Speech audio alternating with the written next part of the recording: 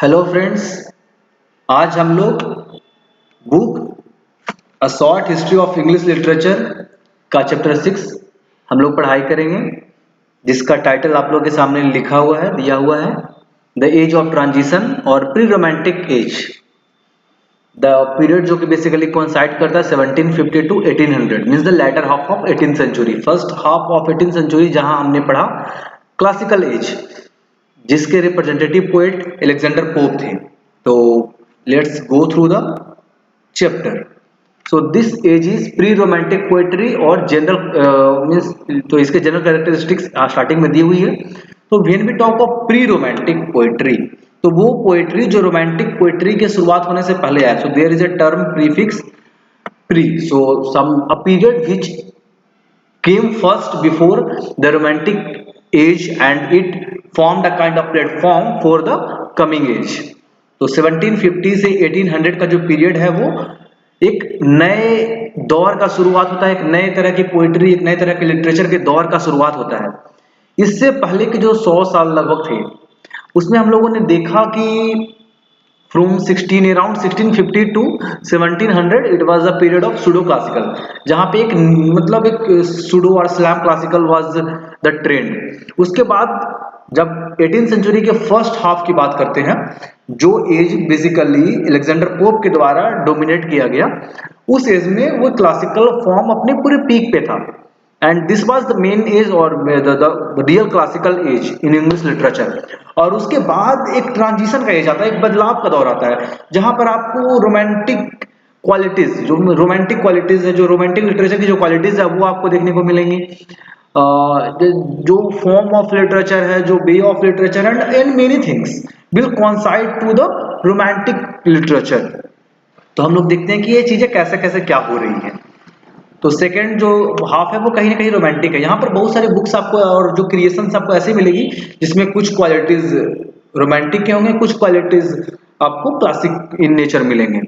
तो यहाँ पे कुछ लिखा हुआ है, classic period which begin with Dryden in late 17th century and continued well into the 18th century has certain very defined characteristics of its own. जैसा हमने कहा कि ड्राइडन से शुरू होकर पोप से गुजरते हुए पूरा क्लासिकल एज था, और 18th सेंचुरी के अब नेक्स्ट हाफ में, मतलब 1750 ऑनवर्ड्स, एक चेंज आता है लिटरेचर के दौर में, एक लिटरेचर के ट्रेंड में। जैसे कि you know when we talk of literature there are many trends which keeps on coming and going. जैसे कि हमारे रियल लाइफ में बहुत सारे ट्रेंड होता है, किसी हर चीज का एक दौर होता है, तो in the same way literature में भी एक ट्रेंड होता है जो कि बदलता रहता है। तो जब हम रोमांटिक, जो एक प्रॉपर, जैसे क्लासिक जो आया वो प्रॉपर क्लासिक पोप के एज के साथ आता है, इन द सेम वे जो प्रॉपर रोमांटिक लिटरेचर आता है वो लिरिकल बैलेड के पब्लिकेशन के साथ शुरू होता है, जो कि 1798 में हुआ। तो William Wordsworth and ST. Coleridge, ये दो ग्रेट रोमांटिक पोएट्स हैं जिन्होंने लिरिकल बैलेड को कंपोज किया था, और ये पब्लिश हुआ 1798 में।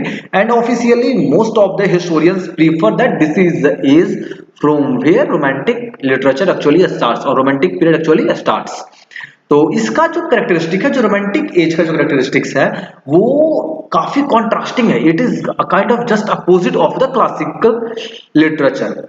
और इन दोनों के बीच में एक पीरियड आता है, द पीरियड ऑफ ट्रांजिशन और द पीरियड ऑफ चेंज, जहां पे आपको बहुत सारे क्लैश होगा क्लासिक और रोमांटिक लिटरेचर के बीच में। वो चीज हम लोग आज पढ़ने जा रहे हैं। सो ये जो लिटरेचर का जो चेंज होना क्लासिक से रोमांटिक की ओर, ये दौर लगभग 1730 से आपको लिटरेचर में देखने को मिलेगा। बहुत सारे पोएट्स थे, जैसे James Thompson, William copper, Colin, Thomas Gray, ये सब जो कुछ राइटर्स हैं। विलियम, जैसे मैंने बोला, विलियम कॉपर है, कॉलिन है, थॉमस ग्रे है, जेम्स थॉमसन है। तो ये एक ऐसे राइटर्स थे जो क्लासिकल पीरियड से बिलोंग करते हैं कहीं ना कहीं, लेकिन उनके अंदर कुछ क्वालिटीज जो थी वो रोमांटिक लिटरेचर से कहीं ना कहीं मेल खाती हुई थी। तो इन्होंने एक ब्रिज के रूप में काम किया। तो ये लोग उस पीरियड के थे जहां पर ये दोनों क्वालिटीज लिटरेचर में, रोमांटिक मतलब लिटरेचर की क्वालिटीज और क्लासिक लिटरेचर की क्वालिटीज दोनों ओवरलैप कर रही थी। मतलब एक ही पीरियड में दोनों ही क्वालिटीज आपको देखने को मिलेगा। तो टू स्कूल्स जो है क्या हुआ, एक ब्रिज फॉर्म हुआ। तो कुछ क्वालिटीज जो थी ये मतलब एक डिस्टिंक्ट काइंड ऑफ क्वालिटी यहाँ पर निकल के सामने आता है। और ये जो पोएट्स हैं उन्हें हम लोग प्री रोमांटिक पोएट्स बोलेंगे।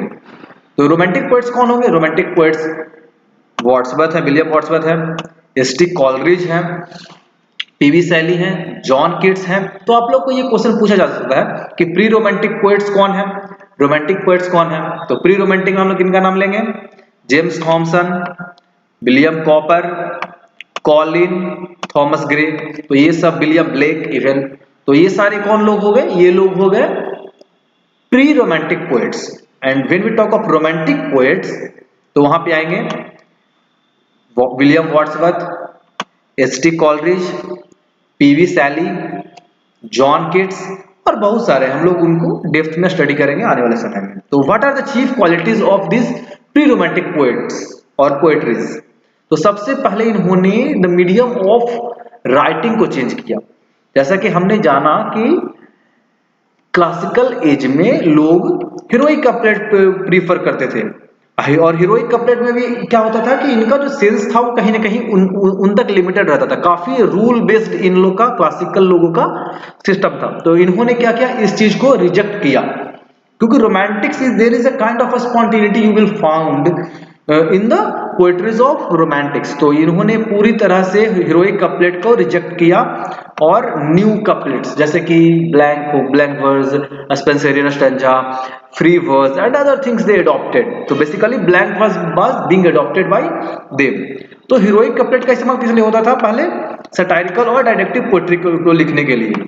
लेकिन जब हम रोमांटिक की बात करते हैं तो there is a kind of self expression, returning to nature, expressing one's own feelings. तो जब हम इन चीजों की बात करते हैं तो इन चीजों को एक्सप्रेस करने के लिए आपको blank verse is more suitable. तो हम लोग उन सभी चीजों पे फोकस करेंगे और हम देखेंगे कि कहीं ना कहीं आप लोग शिफ्ट हो रहे हैं हीरोइक कपलेट से ब्लैंक वर्स की। So now the writers will be using blank verse. तो क्या हुआ? रिवाइवल ऑफ 4 लाइन स्टैंजा जो का रिवाइवल होता है। हम लोगों ने बहुत सारी जो पोएम्स पढ़ते हैं हम लोग अपने बुक्स में, और बच्चों की बुक्स में खास करके 4 लाइन की स्टैंजाज होती हैं, राइमिंग वर्ड्स का यूज होता है। फिर हम स्पेंसरियन स्टैंजा यहाँ पे देखेंगे यूज होता हुआ, और बहुत सारे नए मीटर्स का खोज हुआ, मतलब बहुत सारे का खोज भी हुआ और कुछ नए रिवाइव भी हुए। जैसे ब्लैंक वर्स रिवाइव किया गया, 4 लाइन का स्टैंजा रिवाइव होता है, स्पेंसरियन स्टैंजा रिवाइव होता है।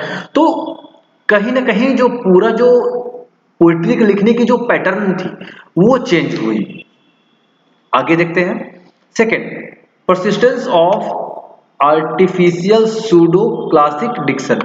But one thing was thing कि अब कहीं ना कहीं वो जो डिक्शन था, द यूज ऑफ वर्ड्स था, उस लेवल पे ये पूरी तरह सक्सेसफुल नहीं हुए थे। Although there was some kind of modifications in their use of words, but ये पूरी तरह से इनका आर्टिफिशियलिटी का जो नेचर था, जो एक मतलब शो ऑफ करना, इंटेलेक्चुअल अपने आप को प्रेजेंट करना पोएट्री के थ्रू, तो ये चीज पूरी तरह से खत्म नहीं हुआ था। तो it was still with them.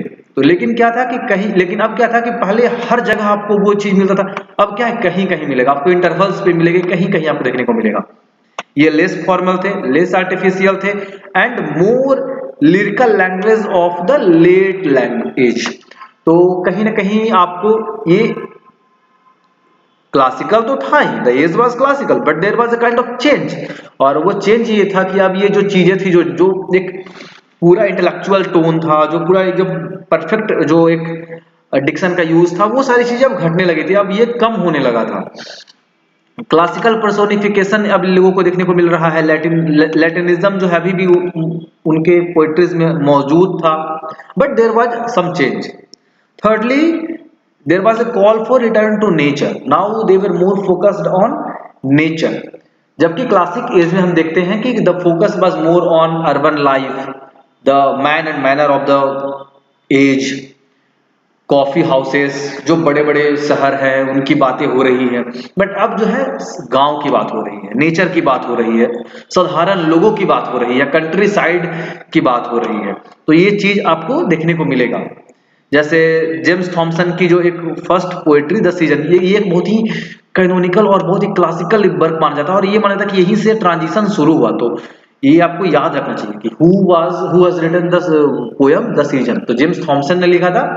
और ये बहुत ही ऐसा माना था कि this poem was a turning point, जहां से क्लासिक से एक ट्रांजिशन शुरू होता है रोमांटिक्स की तरफ। थॉमस ग्रे की बुक लिखी गई, मतलब की पोएम द एलिजी, ये भी काफी फेमस है।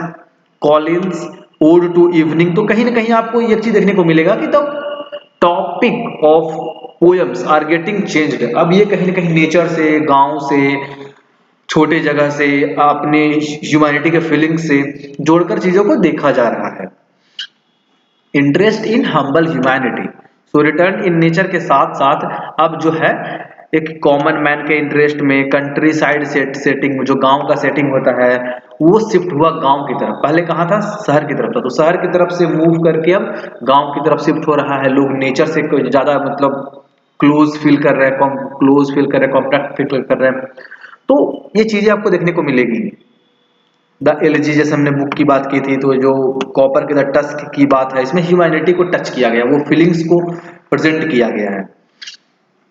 There was a turning back for inspiration to the poets before Dryden and poets notably Spenser, Milton and Shakespeare.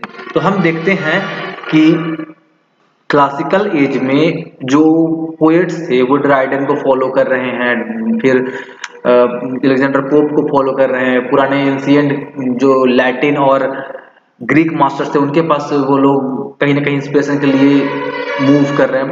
But यहाँ पर एक चेंज है। यहाँ पर चेंज ये है कि अब ये लोग अपने इंस्पिरेशन के लिए, कुछ सीखने के लिए स्पेंसर को फॉलो कर रहे हैं, मिल्टन के को फॉलो कर रहे हैं, शेक्सपियर को फॉलो कर रहे हैं। So now the trend is changing because they were Spenser, Milton and Shakespeare, they were kind of romantic writers. They used blank verse, they used humor, pathos and all those things which make a poem very lively. And now this quality is being induced in this kind of poetry which was written in pre-romantic age. तो ये सारी चीजें आपको change देखने को मिलेगी। फिर क्या है कि इंटरेस्ट इन मिडिल एजेज। तो मिडिल एज वो एज था जहां पे हीरोइज्म की कॉन्सेप्ट को डील किया जाता था, रोमांटिसिज्म डील किया जाता था, पूरे वीगर रहता था, पूरा एनर्जी रहता था। तो ये सारी चीजें आपको देखने को मिलेगी। तो हम देखते हैं कि मिडिल एज जो था वो क्या था, पूरी तरह से इसेंशियली रोमांटिक था, पूरी तरह से कलर और पिजेंट्री था, मैजिया था, मिस्ट्री था, लव एंड एडवेंचर। तो ये this was full of all those things which make मतलब which make a literary piece very interesting, very full of life. तो ये सारी चीजें आपको देखने को मिलेगी। बिशप पर्सी की जो एक बुक लिखी गई है द रिलिक्विसेस ऑफ एंशिएंट पोएट्रीज, ये कहीं ना कहीं आपको देखने को मिलेगा। यहाँ पर जो पुराना बैलेड का जो कल्चर था उस चीज को रिवाइव किया गया है, उस चीज को उसमें दोबारा इंटरेस्ट जगाया गया है। और ये भी काफी इंपॉर्टेंट है। अगर आप पूछा जा सकता कि वो कौन से राइटर थे जिन्होंने मिडाइवल बैलेड लिटरेचर के इंटरेस्ट को फिर से जगाया या उनसे रिलेट करने को कहा जा सकता है, तो you must remember these things. फिर बहुत सारे बुक्स लिखे गए हैं, जैसे कि चैटरटन का रॉली पोएम्स है, ये सारा काफी फेमस है। जेम्स मैकफर्सन का ओसियन जो कि लिखा गया 1760 में, ये केल्टिक स्पिरिट को, जो कि केल्टिक आपको पता है कि इंग्लैंड का एक पार्ट था, इसकी काफी हिस्ट्री है जो हम लोग कभी और डील करेंगे। तो उन सब चीजों को ये डील करता है। केल्टिक है, गैलिक है, तो ये सारी चीजें आपको मिलेगी आपको जब आप मतलब हिस्ट्री ऑफ इंग्लिश लिटरेचर पढ़ेंगे जो फिर 64 से पहले की, तब आपको ये सब चीजें पढ़ने को मिलेंगी। आगे बात करते हैं हम लोग कि जो कुछ नोटेबल प्री रोमांटिक पोएट्स है जिनके बारे में हम लोगों ने पढ़ा, तो हम लोग इनके बारे में शॉर्ट में देखेंगे कि ये कौन थे, क्या किए, जो कुछ भी। तो जेम्स थॉमसन, जिनका डेट ऑफ जो एज लाइफ स्पैन ये रहा 1700 टू 1748, ये टिपिकल ट्रांजिशन पोएट है। इनको माना जाता है कि ये एक टर्निंग पॉइंट, जो सीजन लिखे द सीजन, ये एक काइंड ऑफ टर्निंग पॉइंट था। इनके बारे में कहा जाता है कि fresh woods and pasture new, ये इस तरह के पोएट्रीज को लिखा करते थे। तो इनका जो पोयम पब्लिश हुआ 1730 में द सीजन, तो ये एक इंपॉर्टेंट लैंडमार्क है हिस्ट्री ऑफ इंग्लिश लिटरेचर में, बिकॉज यहाँ से ट्रांजिशन स्टार्ट होता है। और इन्होंने ब्लैंक वर्स को इसका इस्तेमाल किया, बहुत सारे जो है स्पेंसरियन स्टैंजा का इस्तेमाल किया, और अब हीरोइक कपलेट को टाटा बाय बाय हो गया था। अब वो इस्तेमाल अब बहुत कम होने लगा था, अब ये खत्म होने लगा था इसका इस्तेमाल। तो इसके अगर इंपॉर्टेंस की बात की जाए तो ये काफी एक्यूरेट था, काफी सिंपैथेटिक था, नेचर्स के सीनरीज का परफेक्ट डिस्क्रिप्शन किया गया है, और आपको यहाँ पे है ना लैटिनिज्म और पर्सोनिफिकेशन, जैसे मैंने कहा डिक्शन, तो डिक्शन का प्रभाव पूरी तरह से अभी नहीं गया, बट देयर वाज स्टिल कुछ चीजें थी जो अब बदल रही थी। इंपॉर्टेंट पोयम ये क्यों है हडसन के अनुसार, क्योंकि ये यहाँ पे जो है पहली बार नेचर को सेंट्रल थीम के रूप में यूज किया गया। तो nature was the prime concern. पहले कंसर्न क्या था क्लासिक एज में? क्लासिक एज में जो अर्बन लाइफ है, जो man and manner of society है, उस पे फोकस था। बट नाउ जेम्स थॉमसन ने अपना फोकस जो है नेचर की ओर किया, तो ये बहुत ही एक इंटरेस्टिंग रहा। तो बेसिकली यही चीज है, और यहाँ से ट्रांजिशन स्टार्ट होता है। इनकी एक और बुक है कैसल ऑफ इंडोलेंस 1948 में। ये इसलिए फेमस है क्योंकि इस यहाँ पे उन्होंने स्पेंसेरियन स्टैंजा का इस्तेमाल किया, जो कि काफी इमेजिनेटिव है। कहीं ना कहीं एलिजाबेथन जो एक फीलिंग है वो उसको फिर से रिवाइव करने में ये काफी हद तक सक्सेसफुल होता है। Next coming to Thomas Gray. तो Gray is also a central figure because he was the one, उन्होंने एक अलग लेवल दिया, एक अलग रोमांटिक फील दिया, और बहुत सारे ओड्स लिखे। तो ओड्स क्या होता है ना कि मतलब it's really very romantic in nature. तो बिकॉज आप यहाँ पर देखोगे कि चीजों को हम लोग काफी सब्जेक्टिव वे में एक्सप्रेस करते हैं, अपने फीलिंग्स को एक्सप्रेस करने की कोशिश करते हैं। तो हम लोग देखते हैं कि इन्होंने बहुत सारे बुक्स लिखे, जैसे कि मतलब पोएम्स लिखे, ode to Eton, ode to a spring, ode to adversity. So this was really very मतलब a kind of changing, game changing.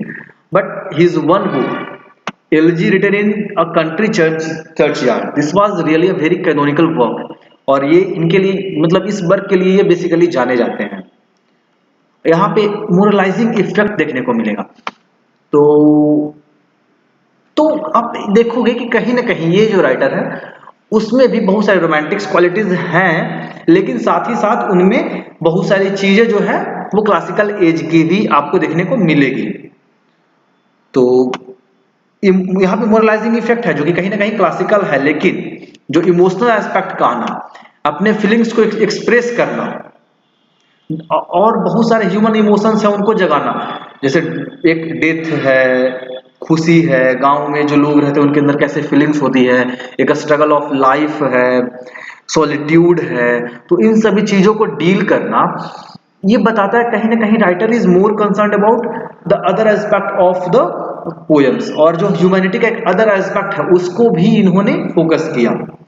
काफी इमेजिनेटिव पोएट्रीज इनकी है। तो इमेजिनेटिव की जो क्वालिटीज है वो कहीं ना कहीं इन्हें रोमांटिक बनाती है, but the use of the kind of words he uses और द काइंड ऑफ मोरलाइजिंग इफेक्ट जो इनके अंदर है वो इनको काफी हद तक क्या करता है, काफी हद तक इनको मतलब काफी हद तक इनको वो रोमांटिक बनाता है। तो ये इनके अंदर दोनों ही चीजें आपको देखने को मिलेगी।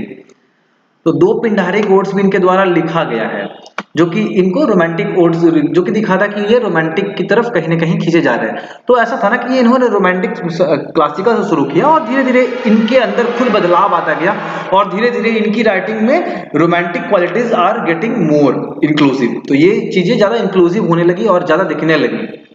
तो जो बार्ड है वो इनका एक ओड है जो कि काफी इमेजिनेटिव पोएट्री है, और ये एक अलग ही क्वालिटी का पोएट्री है।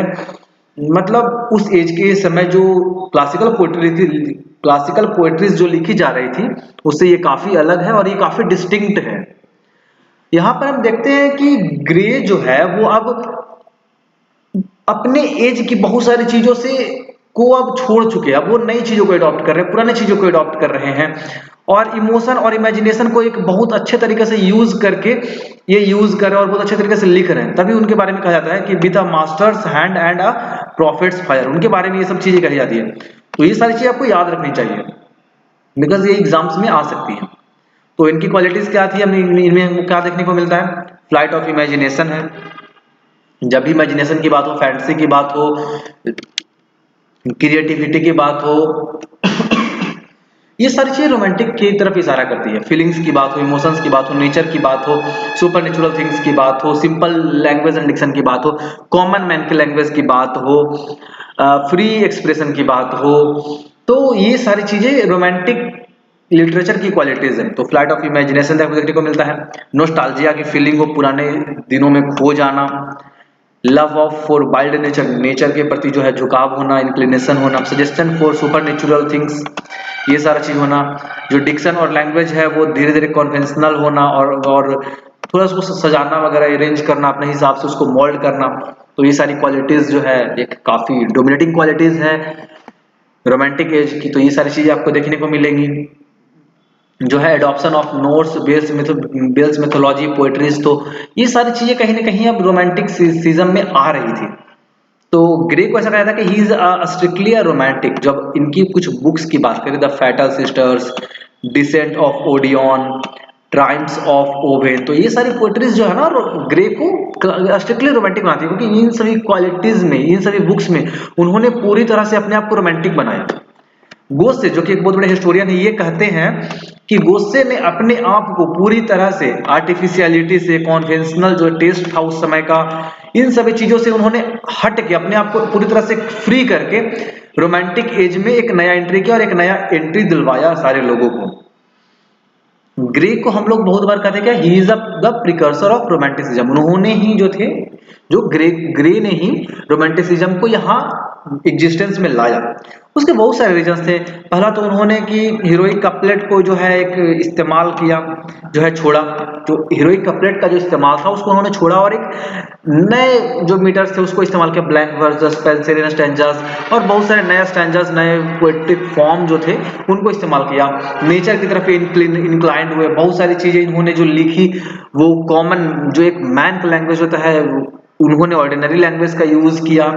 इनके पोएट्रीज में जो है ना रोमांटिक सेंसिबिलिटी देखने को मिलती है, इमेजिनेशन देखने को मिलेगा, इमोशन है, love of emotion and simple humanity, feeling for super natural, nostalgia का फीलिंग, लव ऑफ पास्ट। तो ये सारी चीजें कहीं ना कहीं दिखाती है कि ये जो थॉमस ग्रे थे उन्होंने रोमांटिसिज्म को एक नया डायरेक्शन दिया, क्लासिसिज्म से एक टर्निंग पॉइंट दिया, और ये इसीलिए कहे जाते हैं कि he is the starter of romanticism. Oliver gold Smith जो थे वो डॉक्टर जॉनसन के कॉन्टेम्परेरी थे, मतलब उनके एज के आसपास के थे, और ये पोप के एज के समय में भी थे। लेकिन फिर भी इन्होंने दो ऐसी बुक्स लिखी जो कि इन्हें रोमांटिक क्वालिटीज दिखाता है। एक तो ट्रैवलर है और दूसरा है द डिजर्टेड विलेज। ये दोनों हीरोइक कपलेट में लिखे गए हैं।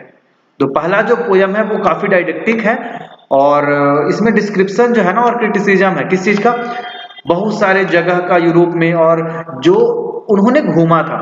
लेकिन अब रोमांटिक क्वालिटीज यहाँ पे ये आता है कि there is a touch of sentiment and melancholy. तो ये सारी चीज आपको देखने को मिलेंगी। तो इसमें क्या था, ओलिवर गोल्डस्मिथ, ये डॉक्टर जॉनसन और पोप के कॉन्टेम्पररी हैं। इन्होंने दो बुक लिखा, the traveller and deserted village. Of course ये हीरोइक कपलेट में है जो कि क्लासिसिज्म को सपोर्ट करता है। तो ये डायडेक्टिक भी है।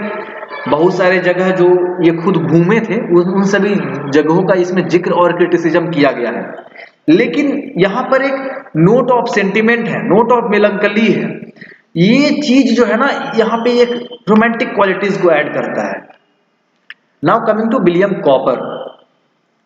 विलियम कॉपर 1731 टू 1780, तो ये अदर ग्रेट जो है एक रोमांटिक पोएट है। कॉम्पटन रिकेट, एक जो ग्रेट हिस्टोरियन है, ये कहते हैं कि he is a blend of the old and the new. तो ये नए और पुराने के एक अच्छे मिक्सचर है और ये दोनों स्पिरिट को दिखाते हैं। उनकी सबसे अच्छी जो बुक है, जो पोयम है, वो है द टास्क। तो द टास्क में एक पोयम, एक लाइन है, God made the country and man made the town. तो ये जो लाइन है वो काफी फेमस है और वो दिखाता है इनके लव ऑफ नेचर को और ये ह्यूमैनिटी में कितना यकीन करते हैं और ह्यूमैनिटी से कितने जुड़े हुए हैं। तो इन सभी चीजों में हम देखेंगे। उसके बाद एक और बहुत अच्छी क्वालिटी क्या है कि ये जो है ना ड्रामेटिक, जो डेमोक्रेटिक जो नोट है, इनको इन्होंने सबसे पहले जो है इन्होंने इसको यूज किया और इन्होंने उसका इस्तेमाल किया। इस मामले में ये काफी नए माने जाते हैं और ये काफी अच्छे माने जाते हैं। इन सभी बीच में और भी चीजें हैं, ये उतनी इंपॉर्टेंट नहीं है, तो we will leave this things. आगे हम लोग बढ़ते हैं। जॉर्ज क्रैब जो है, ये भी एक जो है कहीं ना कहीं न्यू क्लासिक्स को ये कंटिन्यू की है अगर हम डिक्शन की बात करें तो। लेकिन उनका जो मास्टर वर्क है द विलेज, इसमें बहुत सारे मिजरीज को दिखाया गया, बहुत सारे जो मतलब जो इश्यूज होते हैं, जो दिक्कत होता है, गरीब घरों की, गरीब गाँव की, जो गाँव में रहने वाले जो लोग हैं उसको दिखाने की कोशिश की गई। तो जब हम मिजरीज की बात करते हैं, जब हम कॉमन मैन की बात करते हैं, जब हम उन लोगों की बात करते हैं जो कि रूरल बैकग्राउंड से आते हैं, जो कि कंट्री साइड की बात करते हैं, तो this are romantic in qualities. फिर ये काफी हद तक ये रियलिस्ट पोएट है, जो कि एक जो है ह्यूमैनिटी के लिए बहुत कंसर्न है। ये हम्बल ह्यूमैनिटी को दिखाते हैं, नेचर को थोड़ा बहुत एक्सप्रेस करते हैं। तो ये सारी जो चीजें है ना, ये इनको रोमांटिक बनाती है, क्योंकि ये गांव को डील कर रहा है, ह्यूमैनिटी से इनका कंसर्न है, कहीं इमोशनल हो भी कभी कभी हो जा रहे हैं। उसके बाद फिर नेचर का जो वर्णन है, तो these things are really making his books और his creations romantic in nature. हालांकि उनके अंदर कुछ आर्टिफिशियलिटी है न्यू क्लासिक की, जैसे हमने डिक्सन के बारे में बोला, कुछ फॉर्म ऑफ पोएट्री की बात करें तो of course he is a classic by his form of poetry and the things or the way of composing poetry he is using, but by the way he is doing the subject matter, he is a romantic in nature. Robert burn अलग एक next जो है Scottish ये poet है, 1759 to 1796। तो ये Scottish peasant है, जो मतलब गांव में रहने वाले कि लोग किसान वगैरह टाइप के वो हैं। तो उनकी एक बुक है चिफली इन अ स्कॉटिश डायलेक्ट 1786, ये उनको काफी फेमस करता है, ये उनको काफी जो है मतलब एक नए लेवल तक ले गया। इनकी पोएट्रीज में बहुत सारी चीजें देखने को मिलती है, spontaneity, humour, pathos, love of nature, और एक जो अपने सॉइल, अपने मिट्टी के प्रति जो एक जो है ना एक जो जुड़ाव है, वो सारी चीजें आपको देखने को मिलेंगी। फिर क्या है कि बर्न ने बहुत सारी चीजों को लिखा है, जैसे कि अगस्टस मैनर ऑफ स्कूल जो था उसको इन्होंने एक्सप्रेस किया। तो Burn was a real peasant who drove the ploughs as he hummed his song and he knew all the wretchedness and joys and sorrows of country man life। तो गांव में होने के कारण, या वो खुद एक गांव में रहने वाले एक पीजेंट थे, तो किसान थे, तो उन्हें खुद पता था कि किस तरह के स्ट्रगल्स होती है, तो उन्हें सारी चीजें पता थी। तो उन्होंने उन सभी चीजों को बहुत सिंसियरली और बहुत ही पूरे दिलो जान से उन्होंने चीज को एक्सप्रेस किया। और ये फ्यू जो थे फ्रेंच रेवोल्यूशन से काफी प्रभावित थे, और ये जो चीजें है ना इनको एक पैशनेट राइटर बनाता है। उनका जो एक लव था, एक अफेक्शन था, एक जो अपने गांव के प्रति, उन लोगों के प्रति, उसको इन्होंने बहुत अच्छे तरीके से प्रेजेंट किया। तो हडसन कहते हैं he is the mouthpiece of the growing faith in liberty, equality and fraternity. जैसा वे फ्रेंच रेवोल्यूशन से इंस्पायर थे, तो हडसन बोलते हैं कि वो एक माउथ पीस थे, जो एक मतलब he was a kind of brand ambassador for liberty, equality and fraternity, the very ethics of the French revolution. William Blake is the very greatest or one of the greatest pre-romantic poet just before William Wordsworth and स्टिग Coleridge. तो ये जो है थे सबसे पहले romantic note of mysticism को introduce किए इन्होंने इंग्लिश पोएट्री में। तो दिस इज वेरी इंपॉर्टेंट कि who introduce for the first time romantic note of mysticism, तो it is no other than William Blake. तो वो एक काफी बड़े प्रिकर्सर, जैसा मैंने कहा, किस लिए, क्योंकि वो जस्ट मतलब आपके विलियम वर्ड्सवर्थ या फिर स्टिग कॉलरिज के जस्ट पहले आए, और उन्होंने एक नया पोएट्री और जो एक रोमांटिक पोएट्री को एक नया एक एज दिया। इनके बहुत सारे जो फेमस बुक्स हैं, poetic sketches, song of innocence, song of experience, तो ये एक रियली में मतलब it is really very written in very good qualities. तो यहाँ पर जो एक इमोशनल टच है, एक जो फीलिंग है, मतलब when you will go through his writings you will feel like कि the person is entering into the soul of a person, और he very deeply मतलब touches the your heart and soul। तो इसका बात ही अलग है। he loves nature, but nature जो था ना उनके लिए means a fire with God, जो उन्होंने कहा कि विंडो टू गॉड, नेचर क्या है, एक विंडो टू गॉड है। आप स्पिरिचुअली जो है उसको प्रेजेंट नहीं कर रहे, बट कहीं ना कहीं कर रहे कि nature is a way to connect yourself to the God. Churchyard school जो है एक बहुत ही फेमस उस समय का एक मतलब ट्रेंड है, या एक ग्रुप ऑफ पोएट्रीज जो है खास तरह के पोएट्रीज को लिख रहे हैं, उनको हम लोग मतलब चर्चर्ड स्कूल से बिलोंग करते हैं। तो चर्चर्ड स्कूल्स में वो पोएट्स को हम लोग इंक्लूड करते हैं जिन्होंने मिडाइवल रिवाइवल पे फोकस किया। मतलब उनकी पोएट्रीज में आपको जो दिखने जाएगा कि कहीं ना कहीं जो इंटरेस्ट था वो मिडाइवल पोएट्रीज की तरफ फोकस हो रहा है। और जो भी इस ग्रुप से बिलोंग करते थे उनके लिए स्पेंसर और जॉन मिल्टन ये उनके इंस्पिरेशन थे। तो बहुत सारे जो बुक्स जैसे ये ग्रुप ऑफ पोएट्स इंस्पायर हुए थे, मिल्टन, स्पेंसर, एसो, और फिर बहुत सारे हैं। तो जैसे कि ग्रे का जो एल्जीरियन इन कंट्री चर्चयार्ड है, ये एक तरह का बेस्ट एग्जांपल है इस समय लिखा गया या churchyard of school of poetry के मतलब के अंतर्गत किस तरह की पोएट्रीज आती है। तो this is the best example, elegy written in country churchyard. उसके बाद फिर एडवर्ड यंग का बुक एडवर्ड यंग के द्वारा लिखी गई पोयम नाइट थॉट्स, ये रियली में एक बहुत ही रोमांटिक टच ऑफ मेलंकली है। मेलंकली आपको ग्रे की poem elegy written in country churchyard में भी मिलेगी। तो ये सारी चीजें हैं। तो we have studied this chapter, so I hope you enjoyed it, so thank you.